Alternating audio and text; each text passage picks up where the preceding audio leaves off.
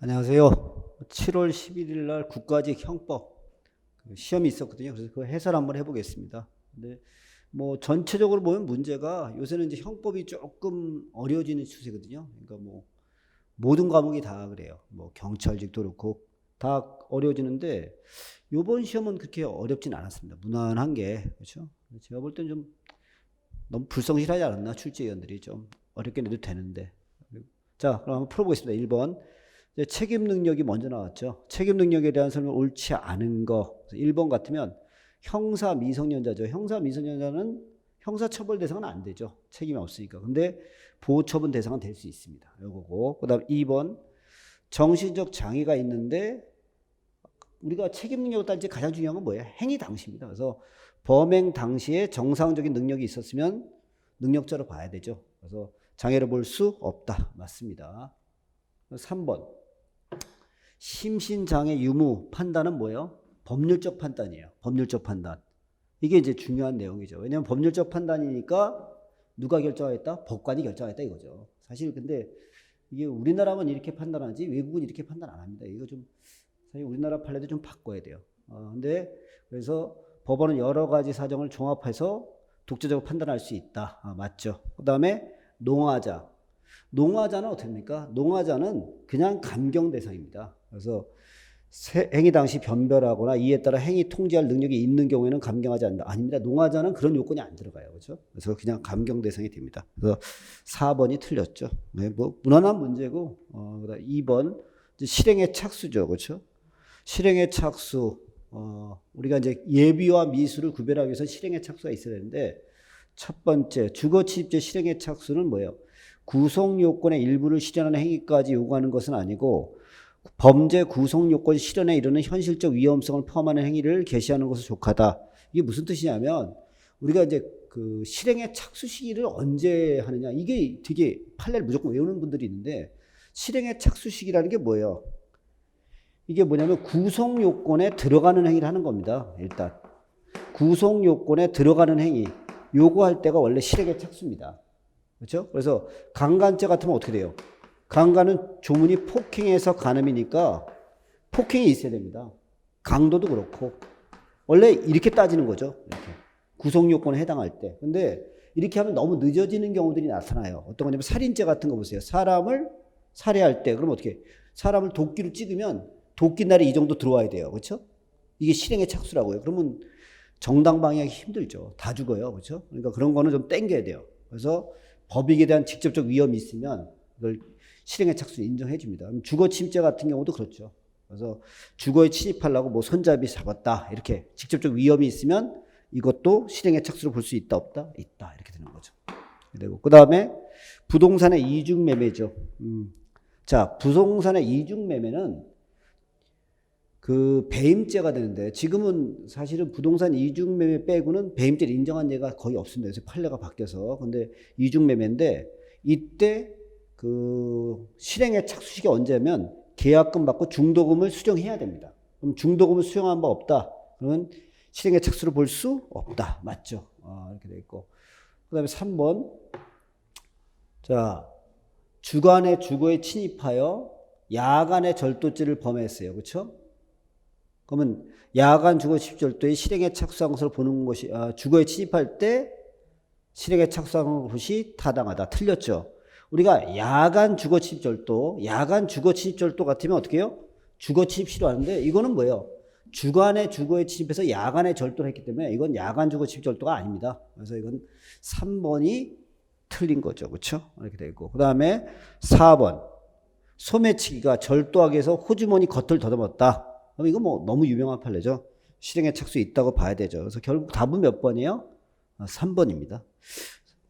너무 좀 허무하죠. 자, 이렇게 되고. 그 다음에 3번 공동정범. 자, 우리가 공동정범을 배울 때는 어떻게 해요? 자, 형법 30조에 2인 이상이 공동하여 죄를 범한 때는 각자를 그 죄의 정범으로 처벌한다. 이렇게 돼 있습니다. 그래서 여기서 이게 뭐냐? 뭘 공동으로 해야 되냐? 그러면 이제 학설이 두 개가 있죠. 범죄 공동설이 있고 행위 공동설이 있어요. 이 어려운 내용인데 뭐 그렇게 어렵게 생각하지 마시고 범죄 공동설은 뭐예요? 고의가 같아야 돼요. 그러면 과실범의 공동정범은 안 되죠. 근데 행위공동서는 행위만 같이 하면 됩니다. 그래서 고의범이든 과실범이든 다 가능하죠. 그래서 보시면 1번 2인 이상이 상호 의사연락하에 과실행위를 함으로써 범죄 결과가 발생했어요. 그러면 우리나라 판례는 행위공동설입니다. 그래서 과실범의 공동정범이 성립한다 안 한다? 한다. 맞죠. 자, 그 다음에 2번 보겠습니다. 3인 이상의 범인이 합동절도를 공모했어요. 근데 범행 현장에 있지 않은 자에 대해서는 합동범의 공동정범을 인정할 수 없다. 이건 어떻게 된 거냐면 합동범이라는 건 뭐냐면 현장에 같이 들어가야 돼요. 그러니까 만약에 특수절도 같으면 조문이 어떻게 되면 2인 이상이 합동하여 이렇게 돼 있어요. 이거는 현장에 들어가야 됩니다. 현장에 들어가야 돼요. 그러면 해보시면 자 3명이 모의를 해요. 3명이 짭니다. 같이 짜고 같이 실행해요. 우리 절도하자 이렇게 모의해갖고 2명이 현장에 가는 거예요. 그럼 2명이 현장에서 절도를 했어요. 그럼 이 2명은 만약에 A, B, C라고 쳐보세요. 3명이 했다 그러면 B, C가 현장에 가서 했어요. 그럼 얘네는 특수절도죄가 되는 겁니다. 현장에 같이 갔기 때문에 특수절도. 그 다음에 얘는 어떻게 됩니까? 이 A는 뭐예요? 같이 짜고 실행했는데 현장엔 안 갔잖아요. 그러면 특수절도죄의 공동정범이라고 부르는 거죠. 공동정범. 그래서 합동범의 공동정범을 인정할 수 없다. O야 X요? X죠. 네, 답은 2번이네요. 자, 너무 쉽죠 사실. 요새 추세는 좀 안 맞는 것 같아요. 자, 이렇게 됐고 제가 아까도 얘기했지만 공동정범은 3번.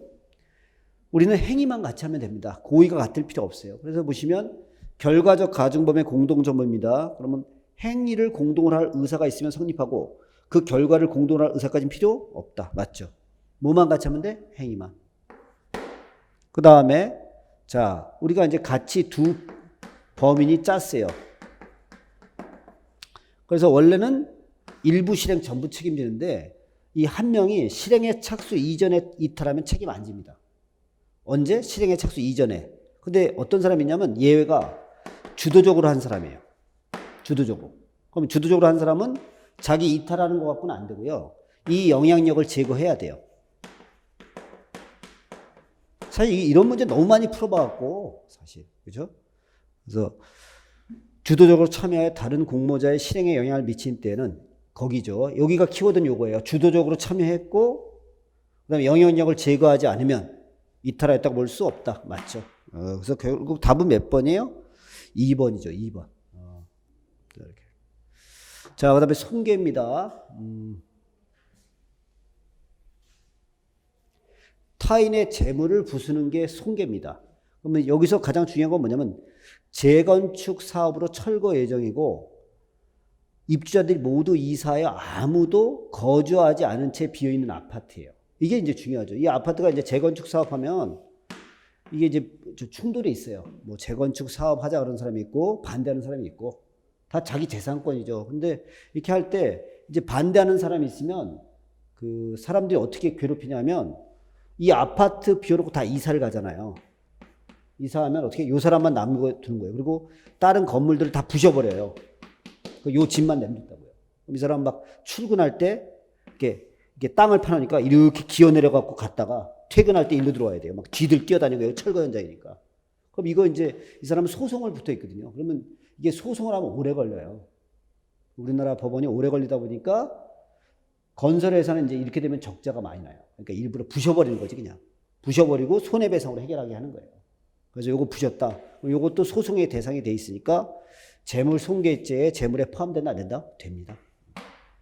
보호해야 되죠. 그 다음에 자동문을 수동으로 개폐하게 했어요. 그렇죠? 자, 자동문인데 자동으로 안 열리고 맨날 손으로 열어야 돼. 그럼 이것도 효용을 해야 한 거니까 손괴죄가 됩니다. 됐고 그 다음에 이제 3번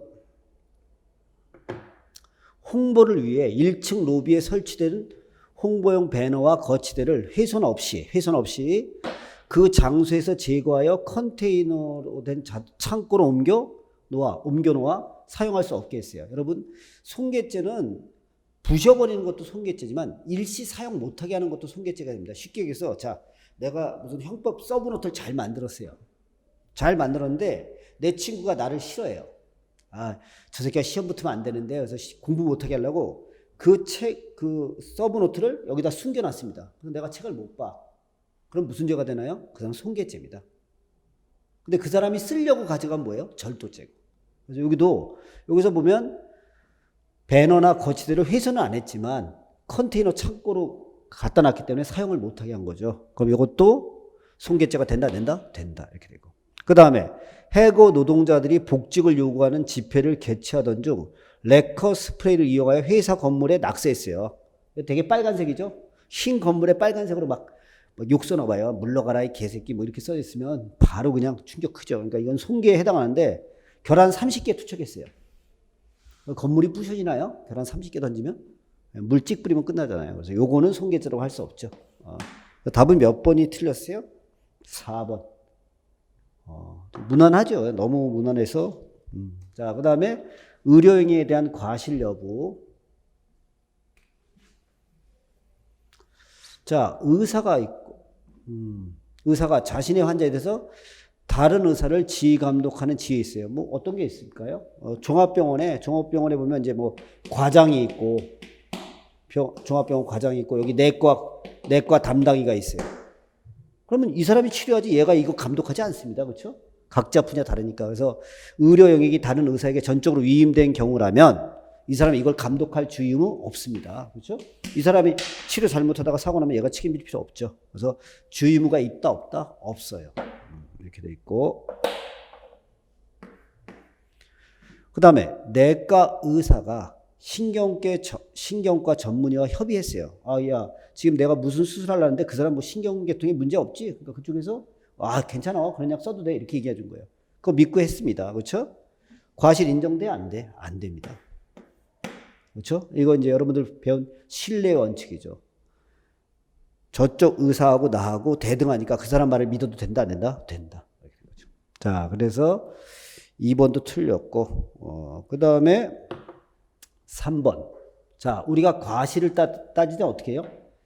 같은 직업의 일반인을 규정합니다. 같은 직업의 일반인. 그래서 의료인의 과실 유무를 따질 때 같은 업무와 직무에 종사하는 일반 보통인의 주의 정도를 기준으로 해야 되고, 사고 당시의 일반적 의학 수준하고 의료 환경 등이 고려돼야 된다, 안 된다? 돼야 되죠. 환경 등이 고려돼야 되고. 자, 그 다음에 4번. 의사는 적절한 진료 방법을 선택할 상당한 범위의 재량이 있죠. 어떤 진료 방법을 선택하였다 하더라도 진료 결과를 놓고 어느 하나만이 정당하고 이와 다른 조치를 취한 것에 과실이 있다고 할 수 없다. 그럼 이제 이거는 따질 때는 어떻게 해요? 여러 가지를 봐야 됩니다. 그렇죠? 뭐 어떤 진료 방법을 선택했다 무조건 과실이 있다 없다 이게 아니라 여러 가지 합리적 범위 내에 들어갔는지 이게 그렇죠? 어떤 치료 방법인지 따져봐야 되죠. 그래서 요거 일단 이게 낫네요. 답은 몇 번이 좋다? 3번이 좋죠. 3번. 자, 이렇게 돼 있고 그 다음에 6번으로 갑니다. 자, 미필적 고의가 인정되지 않는 거. 참 이런 문제 내면 안 되는데요. 그렇죠? 제가 얘기했잖아요. 고의라는 게 보인다 안 보인다? 여러분 내 머릿속에서 내가 누굴 죽이고 싶다 이런 생각이 보여요? 이거는 법관이 여러 가지 갖고 판단하는 겁니다. 그러니까 이런 걸 갖다가 그냥 이런 식으로 내면 암기하는 놈이 유리해지는 거예요. 생각하는 사람을 만드는 게 아니라 이 단순한 암기생들을 만드는 거예요. 그렇죠? 이런 시험 문제들은 이제 내지 말아야 돼요. 사실 어떻게 보면은 참 답답하죠. 자, 보시면 피고인이 만 12세의 피해자를 강간할 당시 피해자가 자신을 중학교 1학년이라고 해서 14세라고 하였고 피해자는 키와 체중이 동급생보다 큰 편이어서 이들이 모텔에 들어갈 때 특별한 제지를 안 받았다. 그럼 이게 미성년자 의제 강간이 됐냐 이거예요. 그렇죠? 그러니까 13세인지 몰랐다 이 얘기 주장하는 거예요. 근데 그러면 이제 판사가 부르겠죠. 그 사람을 불러서 보겠지. 근데 내가 봐도 13세가 아니다. 너무 애가 성숙했다. 그럴 수도 있거든요. 그러니까 요거는 이럴 때는 이 사람 내가 볼 땐 고의가 없다 이렇게 된 거죠. 그래서 고의가 인정되지 않는 거 요거죠. 그 다음에 이제 피고인이 피해자의 머리나 가슴 등 치명적인 부위가 아닌 허벅지나 종아리를 20회에 걸쳐 힘껏 찔러 피해자가 과다출혈로 사망했다. 자, 이게 살인죄 고의가 있느냐 이거예요. 여러분들 생각해 보세요. 우리가 고의라는 게 보이지 않는다 그랬어요. 여러분 한번 생각해 칼로 목을 팍 찔렀다. 죽었다. 그러면 살인죄 고의죠. 근데 목을 찌를 수도 있는데 허벅지를 찔렀다. 그럼 이거는 사실 고의 인정하기 힘듭니다. 그래서 옛날에 해결사들은 다 허벅지 찌릅니다. 목을 안 찔러요. 목이나 심장을 찌르면 자기가 살인죄 적용을 받기 때문에 앉아있는 사람은 허벅지 찔러요. 그래서 허벅지 이쪽 뒤쪽 동맥이 있거든요. 거기를 끊어놓는 거예요. 왜 그럴까? 그러면 실려가다가 여러분 인간이 죽는데 몇 분 걸린다더라? 여러분 그 콜라병에 1리터 있잖아요. 그거만 이렇게 옆으로 기울이시면 돼요. 그래서 그게 떨어지는 속도랑 우리 죽는 속도랑 똑같다고 생각하시면 돼요. 그만큼 피만 빠져나가면 우리 죽어요. 그러니까 허벅지 같은 거 찔러놨다 그러면 병원에 후송되다 죽어요. 그리고는 이제 그렇죠. 옛날엔 더 했잖아요. 의료기관이 없으니까. 그래서 옛날에는 거의 다 허벅지 그렇게 찔렸거든요. 그러니까 그런데 이 사람은 지금 몇 회 찔렀어? 허벅지나 종아리를 20회 계속 찌른 거죠. 이거는 고의가 있다 없다? 있죠. 이 정도는 고의가 있다. 이거 얘기할 것도 안 되는 거죠. 자, 그 다음에 3번. 피고인이 청소년으로 의심되는 피해자에게 단지 나이만 묻고, 딱 보면 알죠. 사실 뭐, 그쵸? 딱, 어떤 애가 딱 들어왔다. 그럼 얼굴만 봐도 되게 나이는 맞추죠. 특별한 케이스 빼고, 그쵸? 뭐 얼굴이 뭐 너무 사고되든가 너무 이렇게 젊어 보인다 빼고는 대부분 알아봐요. 솔직히. 그렇지 않나요? 나만 그렇게 생각하나? 근데 되게 알아보는데 청소년이 들어온 거죠. 성매매 알선하면서 얘가 청소년인 거 분명히 알았다. 얼굴 보자 알았는데 피해자에게 단지 나이만 묻고 정확한 연령을 확인하지 않은 채 성매매 알선을 위한 정보를 고용한 거죠. 그러면 이거는 고의가 있다 없다? 있다. 이렇게 보죠 판사가. 누구 마음이에요? 법관 마음입니다, 여러분. 그러니까 사실 뭐 이게 완벽하게 안다 이런 건 할 필요 없고. 그렇죠? 이렇게. 그다음에 4번 피고인이 이미 도산이 불가피해요. 이게 망하는 거죠. 망했으면서 대금 지급이 불가능하게 될 가능성을 충분히 인식하면서 이러한 사정을 숨기고 피해자로부터 생산 자재용 물품을 납품받았다. 그럼 어떻게 해? 여러분 변제할 능력과 의사도 없이 돈을 빌리면 사기입니다. 이거 똑같죠. 이미 도산이 불가피하다. 그렇죠? 그러면 이건 사기죄 고의가 있다 없다? 있다 이렇게 하죠. 근데 이게 대부분 보면 더 나쁜 놈이 유리해요. 이 사기꾼들은 그래서 절대 갚을 수 있었다고 우겨요. 이렇게 도산되면 사기꾼들은 딱 보면 알거든요. 이게 사기꾼인지 아닌지. 근데 판사가 물어봐요. 아니, 당신 능력 없이 돈 빌린 거 맞잖아요. 그럼 걔가 뭐래요? 아, 판사님 나 갚을 수 있었어요. 지금이라도 1억만 줘보세요. 내가 돌려서 막 메꿀 수 있어요. 이런다니까. 그렇죠? 그래서 원래 사기꾼들은 더 안 걸려요. 근데 착한 사람들은 판사가 벌써 알잖아요. 아, 갚으시려고 했었잖아요. 아니에요. 저는 생각이 없는 놈이에요. 막 이러고. 그죠? 사기. 이렇게 되는 거죠. 사실은 변호사가 그걸 잘 해결해야 되죠. 참 변호사도 쉬운 직업은 아닌 것 같아요. 자, 그래서 하여튼 답은 몇 번이 좋다? 아까 보니까 그렇죠? 여기 이거 고의 없다. 이거 1번이죠. 1번. 그렇죠? 1번이 답입니다. 제가 체크 잘못했네요. 자, 그다음에 7번으로 가겠습니다. 종범. 자, 종범이 뭐예요? 종범이라는 게 옆에 범죄를 도와주는 건데 부작위한 종범도 되죠. 부작위한 종범도 성립할 수 있습니다. 자기뿐만 아니라 부작위도 되고. 2번 정범이 자기범인 경우는 부작위에 의한 방조자에게 보증인적 지위가 인정되지 않으면 부작위에 의한 종범이 성립하지 않는다. 여러분 잘 보세요. 자, 우리가 부작위범이 범죄가 되려면요 무조건 자기 의무가 있어야 됩니다. 이게 관건이에요. 그렇죠? 그럼 보시면 자, A라는 놈이 이 학원에 와서 도둑질을 하고 있어요. 절도죠, 절도. 절도하고 있는데 지나가던 행인이 있어요. 행인이 어떻게 해요? 아, 훔쳐가라 이렇게 하고 지나갔어요. 그 다음에 경비원 아저씨가 있어요. 여기 아저씨가 훔쳐가라 이렇게 했어요. 자, 누가 죄가 되나요? 이 행인은 아무 의무가 없습니다. 이 사람만 죄가 되는 거죠. 그래서 부작위에 의한 방조가 되려면 자기 의무가 있어야 돼, 없어야 돼? 있어야 되죠. 그래서 보증인적 지위가 인정되지 않으면 부작위에 의한 방조범이 성립하지 않는다. 맞죠? 그 다음에 2번 종범이 성립되기 위해서는 두 개의 고의가 필요해요. 내가 얘를 꼬셔서 얘를 도와줘서 얘가 범죄를 하는데 도와줘야지 이렇게 생각하는 이중의 고의가 필요해요. 그래서 방조한다는 데 대한 고의하고 그 다음에 그 방조자의 행위가 구성요건 결과를 실현한다는 점에 대한 고의가 둘 다 있어야 된다, 없어야 된다? 있어야 되죠. 맞습니다. 자, 그 다음에 이제 3번. 자, 우리가 뭐늘 배우는 거지만 종범이 성립하려면요 정범의 실행의 착수가 있어야 돼요. 실행의 착수가 없으면 종범이 성립할 수 없어요. 그러니까 여기 보시면 어떻게 돼요? 강도 예비행위 할 때 예비 아직 실행의 착수 안 할 때 방조했어요. 그런데 정범이 실행에 착수 안 했습니다. 그러면 종범은 성립할 수 없어요. 그래서 예비죄 종범으로 처벌한다. X죠, X. 틀렸어요. 그 다음에 간호보조원의 무면허 진료 행위. 그럼 구성요건에 해당하고 위법하고 책임 있는 행위에 의사가 진료부를 썼어요. 그러면 이 행위를 도와준 거죠. 그래서 무면허 의료에 방조가 됩니다. 그렇죠?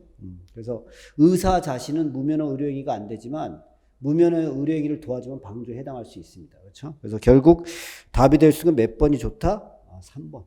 이것도 너무 쉽죠. 솔직히 뭐 모의고사에서 안 본 문제가 없는 정도니까 이 정도면 그렇죠?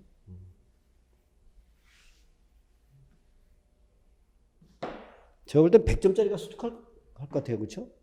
이렇게 되면 뭐. 자, 8번이죠. 사실 국가직에서 형법은 대부분 특정직에서 하는 건데 형법이 제일 중요한데 그렇죠? 사실 현장 가면 영어 할 일이 없거든요. 영어 국사 할 일이 없어요. 제가 볼 땐 되게 이상한 나라예요. 그렇죠?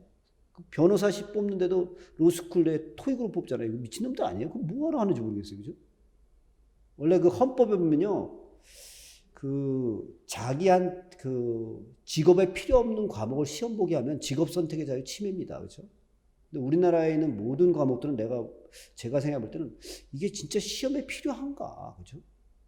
이 사람들의 직업을 수행하는데 도움이 되나? 이 사람들이 인생을 살 때 이게 꼭 필요한가? 이런 게 좀 의문이 많이 들어요. 과목 선택한 걸 보면. 그죠? 대학교 시험도 그렇고. 제가 볼 땐 대학교 시험부터 고쳐놔야 돼. 이 나라는 그 대학 시험부터가 딱 정해진 날 하루 딱 시험 봐갖고 1등부터 꽁등이 결정되는 거예요. 20살에. 19살짜리 인생을 결정해버리는 거예요. 그죠? 그런 무책임한 교육제도가 어디 있습니까? 그죠? 옛날에는 왕을 위한 국민이잖아요. 그러니까 자기가 원하는 시험을 보게 한 거지만 지금은 국민의 나라라니까요. 그럼 국민이 살아갈 수 있게 과목을 개편해줘야 되는데 이 기성세대들이 참 무책임한 거죠. 그러니까 제가 볼 때는. 저희 아들 공부할 때마다 내가 그 말이 여기까지 나오는데 꼭 참고 있어요. 하지 마라. 필요 없다. 내가 그러고 싶은데 그랬다가 이제 와이프한테 맞으니까 잡으시고 자, 여러분도 이거 하셔야 돼. 별것도 아니지만 또 여러분 이게 어렵지 않습니다. 그렇죠? 제가 볼 때는 금방금방 해요. 처음만 어려워요. 처음에 할 때만 다 겁나지 해보면 별거 없어요. 자, 요거 보시면 몰수입니다. 상품을 절차하여 자신의 승용차에 싣고 갔어요. 그럼 범죄에 사용한 거죠. 그래서 여기 보면 단순한 교통수단을 넘어 작물 운반에 사용한 것이라고 하면 그럼 이거는 범죄에 제공된 거니까 몰수할 수 있죠. 맞네요. 그럼 답은 1번이네요. 그 다음 2번. 자, 몰수나 추징이 공소시효과 관련이 있는 경우 공소시효에서 이미 공소시효가 완성됐습니다. 그럼 몰수나 추징할 수 없죠. 없어요. 왜요? 판례예요. 이러면 안 돼요. 그렇죠? 왜요? 그러면 이유를 대야지. 그렇죠? 교도소 가요. 왜요? 그냥 그래 가요. 그렇죠? 그렇게 할 수 없습니다. 다 설명을 해야 되지. 그래서 이게 이제 보면 여러분 몰수나 추징은 형벌입니다. 여러분 형벌. 형벌을 부과하려면요. 여러분 형법 시간 처음 배운 날 이거 배우죠. 범죄가 될 때만 형벌을 부과할 수 있는 겁니다. 기본이죠. 기본. 근데 이게 지금 공소시효가 완성됐으면 이거 처벌 못합니다.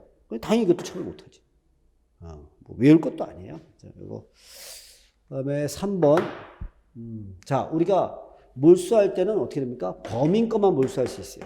즉 범인 이해의 자의 소유에 속하지 않아야 됩니다. 원칙으로 범인 것만 몰수할 수 있죠. 근데 그 범인에는 공범자 것도 됩니다. 그 공범자가 소추했느냐 아니냐 따질 필요 없어요. 그래서 여기 보면 소추된 경우에 하나여 몰수할 수 있다. X입니다. 소추협을 안 따져요. 자, 이렇게 되고, 그 다음에 4번 같으면 압수수색하고 몰수는 별개라는 거예요. 그렇죠? 압수수색은 우리 수사기관이 아니라 강제 수사고, 몰수는 형벌입니다. 그러니까 압수 절차가 잘못됐다 해서 몰수가 위법하게 되는 것은 아니에요. 별개니까. 그래서 압수 자체가 위법하므로 그건 압수물의 몰수 역시 효력이 없다. 네, 틀렸어요. 그래서 결국 답이 될 수 있는 건 몇 번이 되나요? 1번이죠, 1번. X를 제가 써놨네, 여기다가. 바보같이. 아까 설명을 제대로 했으니까. 자, 보세요. 자, 그 다음에 넘어가시고, 그 다음에 9번입니다, 9번. 범죄 유형에 대한 설명을 옳지 않은 거 찾는 거죠. 그렇죠? 내란죄입니다. 내란죄는 어떻게 돼요?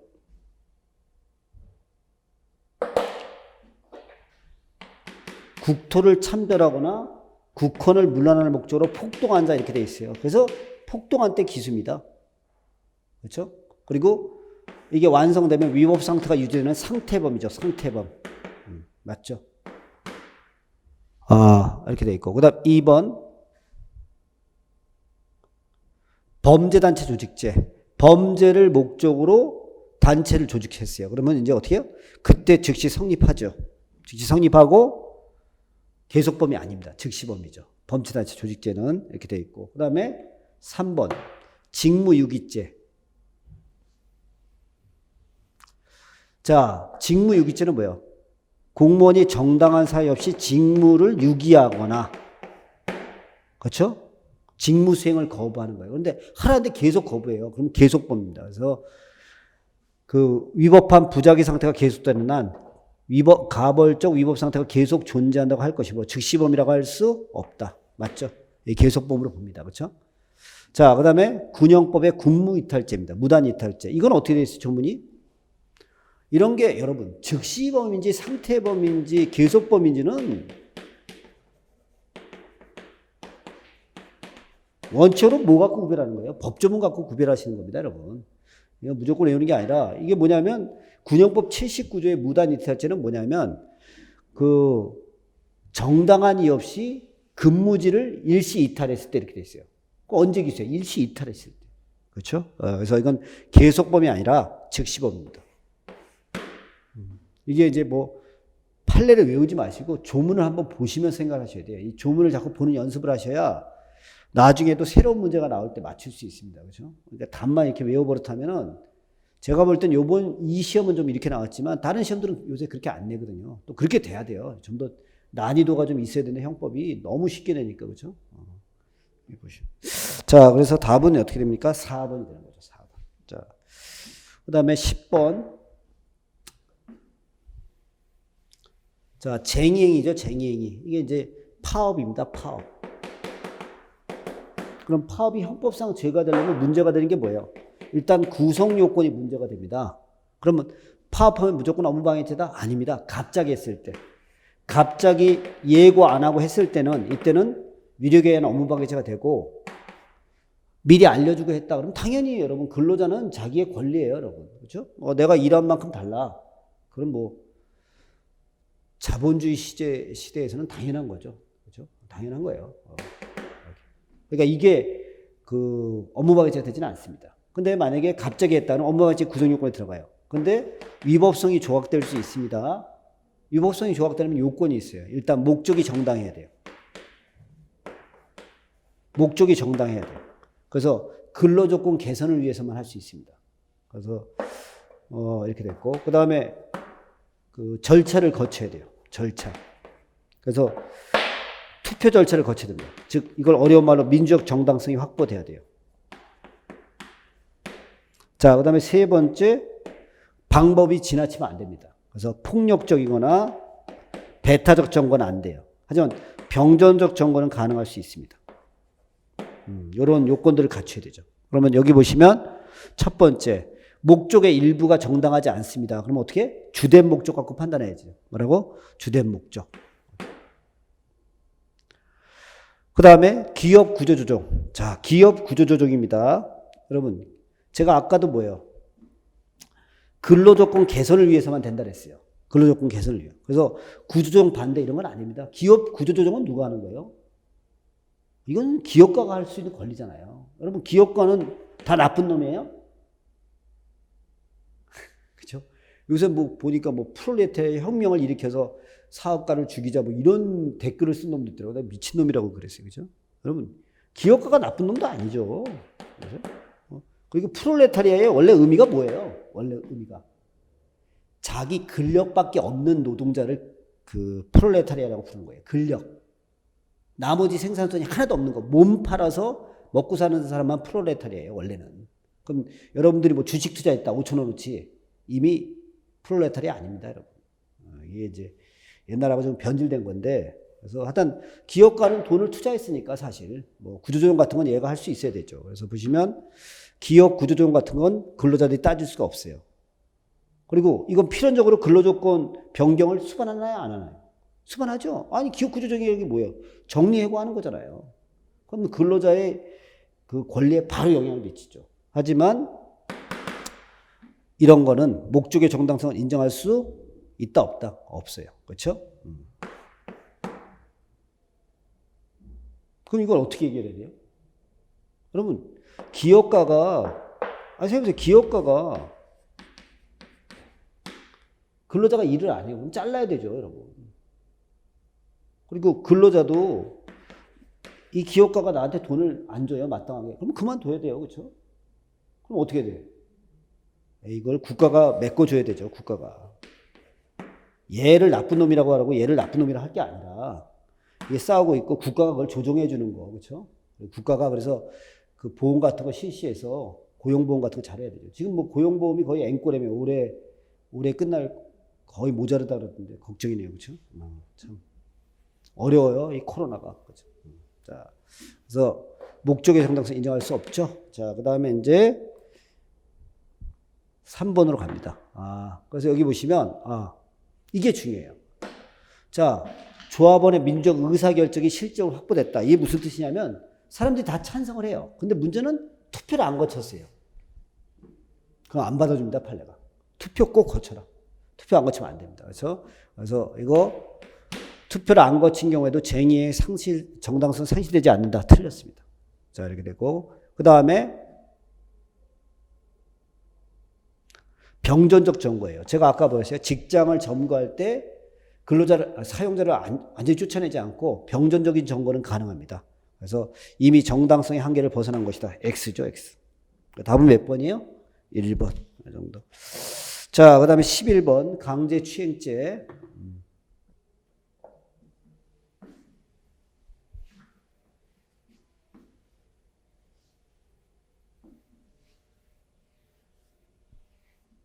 추행하면 안 되죠. 자, 엘리베이터 안에서 피해자들을 칼로 위협하여 자신의 실력적인 지배하에 둔 다음 피해자들에게 자신의 자의행위 모습을 보여줬다. 외면 못하게 했다. 그러면 이건 위력에 의한 강제추행이 되겠죠. 이렇게 돼 있고. 그 다음에 자, 추행은 어떻게 돼요? 우리가 이제 폭행협박으로 하는데 폭행협박의 정도가 좀 다릅니다. 폭행협박은 강도죄 같으면 어떻게 반항을 억압하거나 불가능할 정도 해야 되고 강간죄 폭행협박은 반항을 억압하거나 불가능하거나 현저히 곤란할 정도면 돼요. 현저히 곤란. 그 다음에 강제추행은 폭행하고 추행을 할 때는 반항 억압하거나 불가능하거나 현저히 곤란할 정도까지는 해야 돼요. 곤란까지. 근데 춤추다가 가슴을 만지는 것처럼 그 폭행 자체가 추행일 때는 힘의 강약을 안 따져요. 여기가 그 얘기죠. 그렇죠? 폭행이 자체가 추행이라 인정되는 경우, 그렇죠? 이때는 의사를 억압할 필요 없고 힘의 강약을 불문합니다. 맞죠? 이렇게. 자, 이렇게 되고 그 다음에 3번 가죠. 3번. 밤에 혼자 걸어가는 피해자를 추행의 고의로 뒤따라가다 갑자기 껴안으려 하자. 이 피해자가 대단하죠. 그렇죠? 뒤돌아보면서 소리쳤죠. 뭐 하는 거야? 이렇게. 그렇죠? 담대해야 돼요. 그렇죠? 그러니까 얘가 추행 못하고 도망간 거지. 제가 우리 딸들한테 가르쳐요. 딸이 둘이 있거든요. 그래서 저는 맨날 그렇게 해요. 옆에서 뭐 그 버스 같은 데나 지하철에서 만약에 만진다. 그럼 어떻게 해야 되는지 아냐? 내가 얘기를 해요. 어떻게 해야 돼요? 그냥 때려야 돼요. 증거를 찾을 수가 없어요. 이게 추행을 하잖아요. 이게 문제가 되는 게 뭐냐면 입증할 방법이 별로 없어요. 그놈이 부인하면 이게 촬영한 게 없거나 이러면 입증이 안 된다. 그래서 그냥 무조건 거저 차라 그래요, 제가. 거시기를. 이것도 학술 용어인지 모르겠는데 하여튼 제가 딸한테도 그렇게 그러면 걱정하지 말고 그냥 걷어 차라. 그럼 그런 애는 신고도 못 합니다, 실제로. 또 신고해도 뭐 정당방 이런 거 어떻게든 만들어서 나올 수 있죠. 그죠? 예. 제가 볼 때는 좀 고쳐놔야 돼요. 예, 이런 애들이 좀 있거든요. 약간 정신적으로 좀 모자른 건지 뭐 이런 애들이 있으니까. 근데 남자들이 약간 모자라요. 그걸 아셔야 돼요. 이게 뭐 욕하는 게 아니라. 그래서 어떻게 보면은 이 얘기하면 안 되겠네요. 저 큰일 나겠네요. 자, 보세요. 하여튼 뒤에서 껴안으라고 했다. 그래서 몸이 닿지 않았다. 이럴 때도 실행의 착수 인정됩니다. 그래서 미수에 해당하지 않는다. X입니다. 그렇죠? 실행의 착수로 봐요. 4번. 그렇죠. 강제추행에서 꼭 성욕을 만족시킬 목적으로 그런 거 필요 없습니다. 그렇죠? 그러니까 어떤 여자가 꼴 보기 싫어. 그래서 걔를 약간 좀 망신을 주기 위해서 가슴을 막 만지는 거예요. 사람들 앞에서. 그럼 그것도 강제추행죄가 되는 겁니다. 그렇죠? 있어야 하는 것은 아니다. 그래서 답은 결국 틀린 거 몇 번이에요? 3번이 틀렸네요. 문제 너무 무난하죠, 사실. 너무 무난해서 뭐 해설할 게 없어요. 그렇죠? 우리가 모의고사 같은 때 보면 뭐 늘 보는 문제가 그냥 쭉 깔려 있으니까. 자, 옳지 않은 거. 교통방해죄. 교통이 불가능한 현저히 곤란한 상태가 발생하면 바로 기소가 되죠. 그리고 교통방해의 결과 현실적으로 발생해야 하는 건 아닙니다. 그러니까 쉽게 얘기해서 제가 늘 말씀드려요. 뭐 노량진역 앞에 이 도로가 시끄러워요. 그래서 제가 강혜한테 짜증나요. 맨날 시끄러워갖고 내가. 그래서 새벽 2시에 아무도 도로가 안 다니는데 그냥 포크레인 끌고 와서 다 도로를 빵꾸 낸 거야. 못 다니게 막. 그렇죠? 그러면 현실적으로 교통이 방해 안 됐지만 위험성이 있기 때문에 기소가 된다 이 뜻입니다. 추상적 위험범위죠.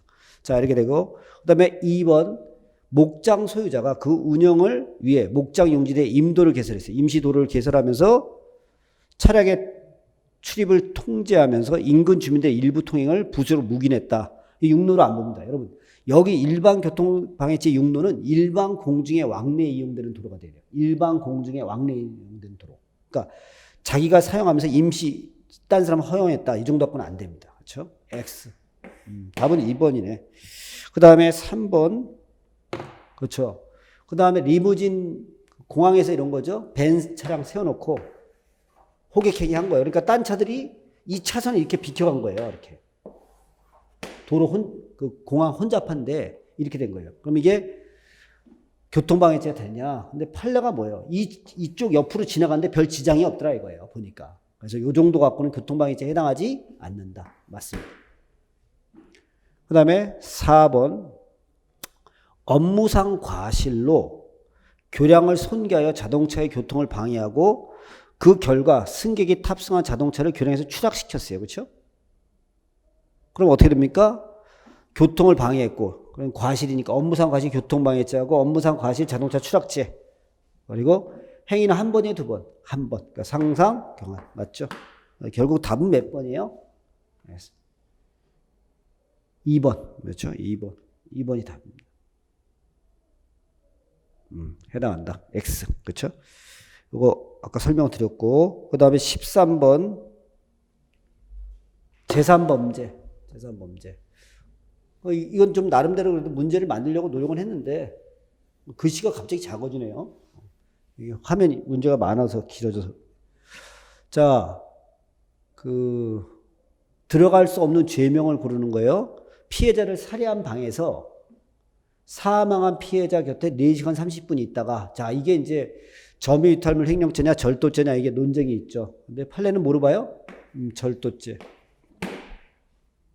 그 다음에 점원에게 금고 열쇠하고 오토바이 열쇠 맡겼어요.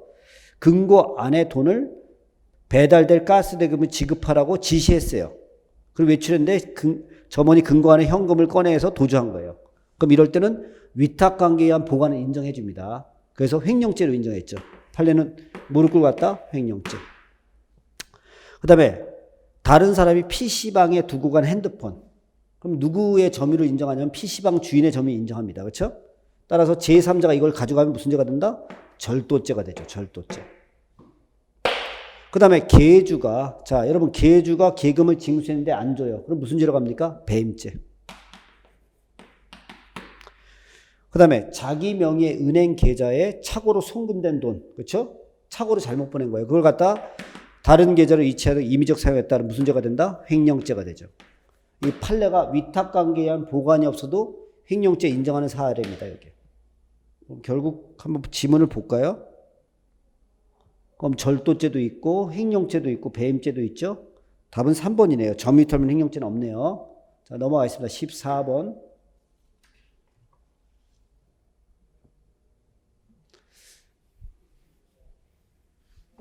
자, 우리가 이제 어떻게 해요?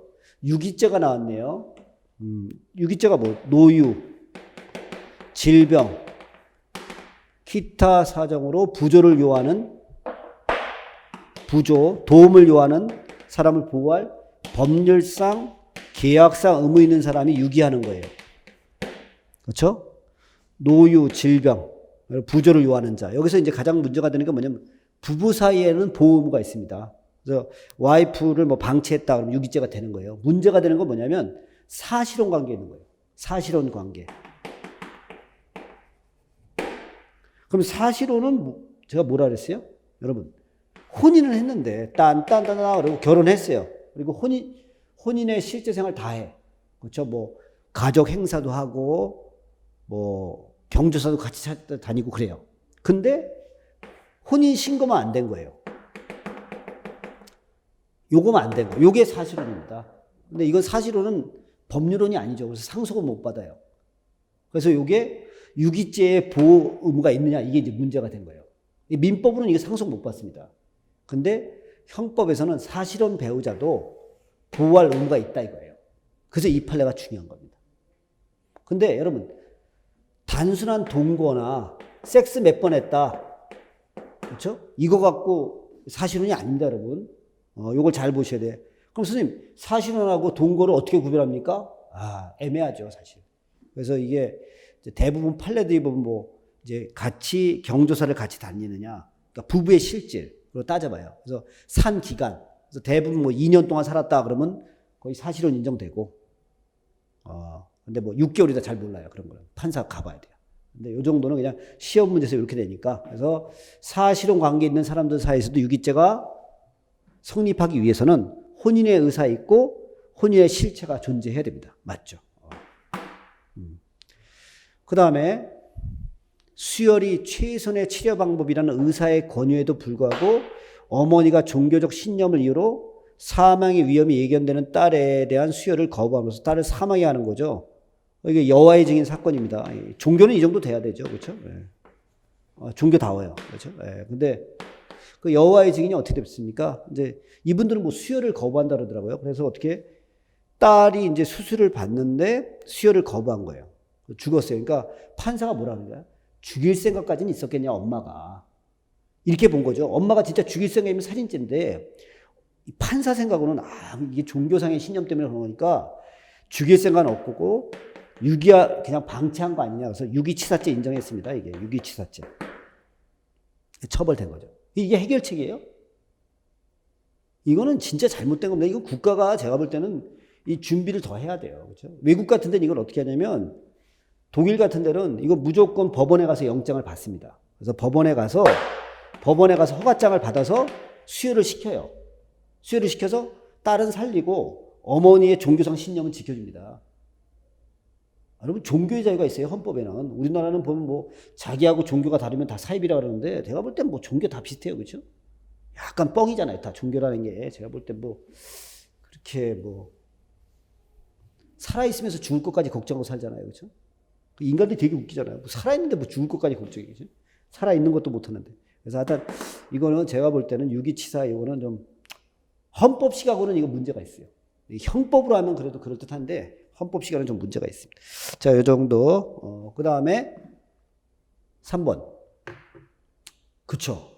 유기죄가 성립하기 위해서는 뭐예요? 내가 얘를 보호할 의무가 있다. 이걸 알아야 되잖아요. 그래서 보호 책임 발생 원인이 된 사실이 존재한다는 것을 인식하고 이 부조 의무를 해탄하는 의식이 있어야 된다, 없어야 된다? 있어야 된다. 맞죠? 그 다음에 4번. 자신의 주점에 손님으로 와서 수일 동안 식사는 한 끼도 하지 않은 채 계속 술을 마셔요. 그리고 만취한 피해자를 방치하여 저체온증으로 사망에 이르겠다. 유기치사죄가 된다, 안 된다? 되죠, 여러분. 사실 계속 술만 먹고 있다. 그러면 이런 사람을 그 술집 주인이, 그렇죠? 이거 위험하다. 그래서 좀 보호해줄 의무가 있는 거죠. 그래서 답은 몇 번이 된다? 4번. 틀렸죠. X. 유기치사죄가 됩니다. 자, 그 다음에 15번. 죄형 법정주의. 여러분 좀 참으세요. 조금 이제 한 6개만 하면 끝나요. 자, 죄형 법정주의에 대한 설명. 그렇죠. 우리가 이제 원래는 법률에 써야 돼요. 즉, 국회에서 다 해야 됩니다. 국회에서. 원래 이렇게 우리가 권력 분립이 돼 있잖아요. 입법권이 원래 국회에 속합니다. 얘가 법을 만드는 건데, 그러면 대통령이나 법원은 이런 거 만들면 안 됩니다. 법을. 얘가 입법하는 거잖아요. 근데 그 대통령은 집행하는 거고, 얘는 재판하는 게 임무란 말이에요. 원래는. 이렇게 권력이 분립돼 있죠.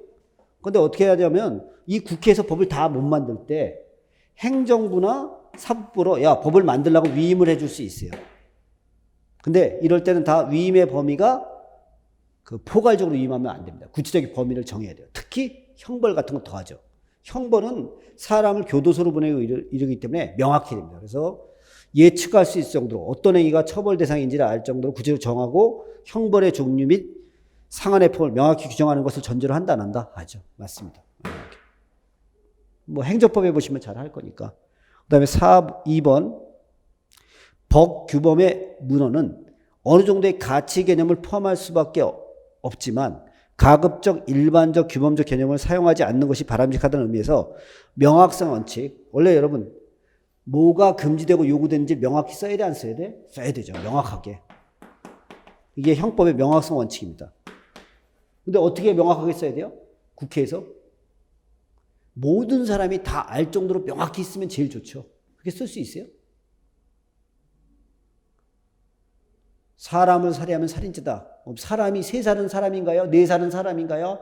임신하면 사람인가요? 6개월이면 사람인가요? 이렇게 물어보세요. 그걸 다 쓰려고 그래봐요. 그거 쓰다 죽어요. 그렇죠? 그래서 어떻게 그냥 최소한의 명확성이면 돼요. 뭐라고? 최소한. 누가 봐도 이 정도면 알 수 있다. 찾아낼 수 있다. 이 정도. 최대 아니라 최소한입니다. 틀렸죠.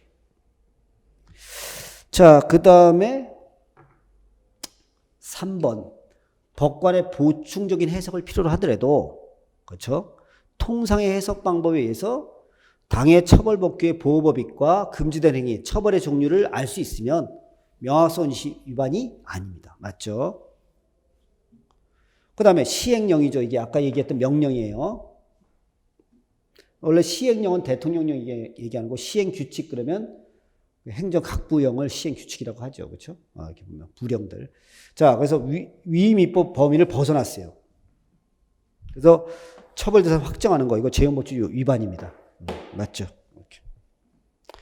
그래서 답은 몇 번이 되나요? 2번 아까. 자, 그 다음에 16번 한번 가봅시다. 16번. 자, 여러분 우리가 위조에서는 명인이 꼭 실존할 필요 없어요. 여기 써있죠?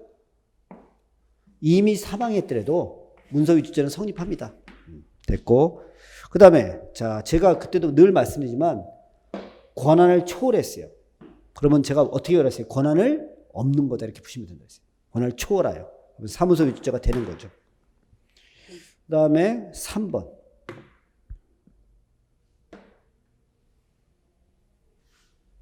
자, 제가 뭐라 했어요? 지위를 남용하여. 뭐라고? 지위를 남용하여. 그럼 어떻게 해요? 권한이 있는 거라고 그랬어요, 제가. 권한을 초월하여 그러면 권한이 없는 거고, 권한을 남용하여 그러면 권한이 있는 겁니다. 그래서 지위를 남용해서 자기 또는 제3자의 이익을 도모할 목적으로 문서를 작성했더라도 자격 모형은 아닙니다. 권한 있는 자예요. 성립하지 않습니다.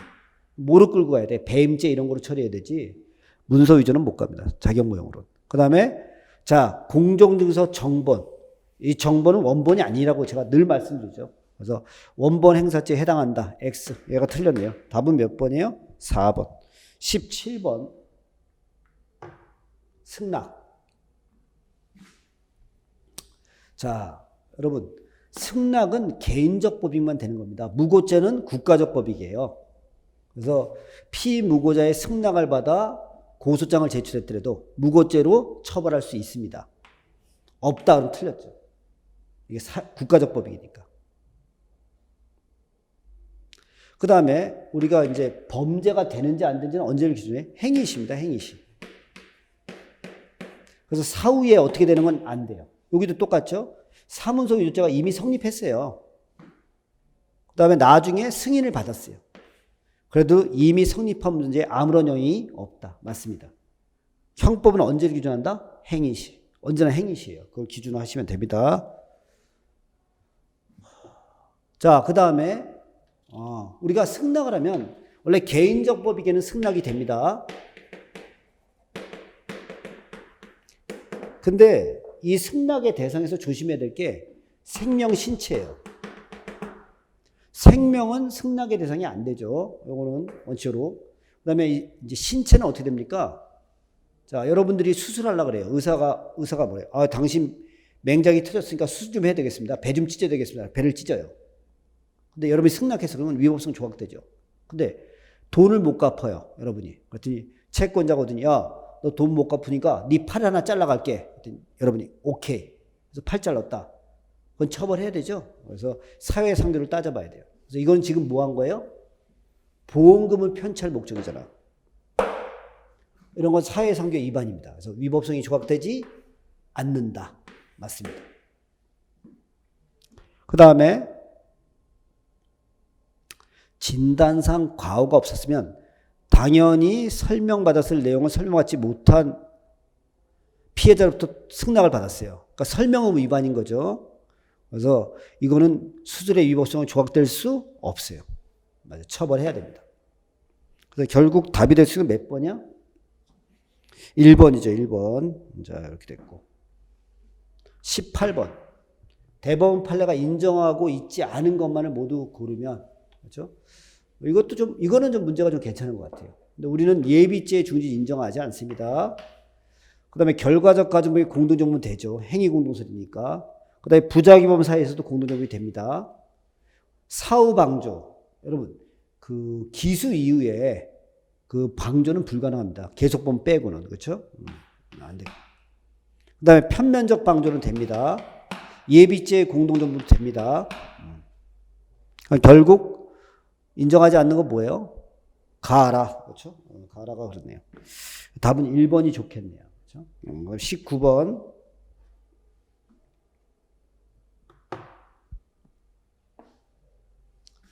자, 강제추행죄는 자수범이 아닙니다, 여러분. 자수범이 아니에요, 강제추행죄는. 그렇죠? 우리가 이제 판례가 자수범으로 인정하는 거는 위증죄, 그렇죠? 그다음에 부정수표 단속법의 허위신고죄, 이 정도만 인정하지 거의 자수범을 인정 안 합니다. 그래서 이거 틀렸고요. 2번. 피해자가 심신상시 한거불능 상태에 있다고 인식하고 그러한 상태를 이용하여 간음할 의사로 피해자를 간음하였으나 실제로는 심신상시 한거불능의 상태에 있지 않았던 경우 중간간죄 미수범이 성립한다. 이게 가능할 수 있죠. 이게 중간간의 불능미수가 될 수도 있어요. 될 수도 있죠. 그 다음에 이제 3번. 계좌 명인이 개설한 예금 계좌가 사기 범행에 이용되어 그 계좌의 피해자 이체한 경우 해당 계좌의 명의는 자, 요거죠. 이게 무슨 뜻이냐면 이제 A라는 사람이 계좌를 만들었어요. 그래갖고 B라는 사람을 속입니다. 그래서 얘가 속여서 이 돈을 보낸 거예요. 그럼 이 돈은 사기로 얻은 돈이기 때문에 이 돈을 써도 따로 횡령죄로 처벌 안 합니다. 그래서 요거는 보관하는 죄에 있다고 볼 수 없다. 맞죠? 자, 손자가 할아버지 소유 예금 통장을 절취했어요. 참 좋은 손자죠? 그래서 이런 현금 자동지급기에 넣고 조작하는 방법으로 예금 잔고를 자신의 거래 은행 계좌로 이체했어요. 그렇죠? 이때 친족상들이 적용할 수 있느냐? 원래 절도죄는 피해자고 친족관계 있으면 적용하는데 이게 할아버지잖아요. 직계 존속이에요. 그래서 이게 친족상들에 적용이 되느냐 이게 문제가 되는데 판례는 누구를 피해자로 또 봤냐면 은행이에요. 은행도 이게 잘못되면은 이 민사소송 대상이 되거든요. 잘못 줬다 그래서. 그래서 얘도 피해자다. 그래서 친족상들이 적용하지 않습니다. 그래서 결국 답이 될 수는 몇 번이야? 2번이 되겠죠. 그렇죠? 자, 그 다음에 20번. 임의적 감면사유죠. 뭐라고? 임의적 감면사유.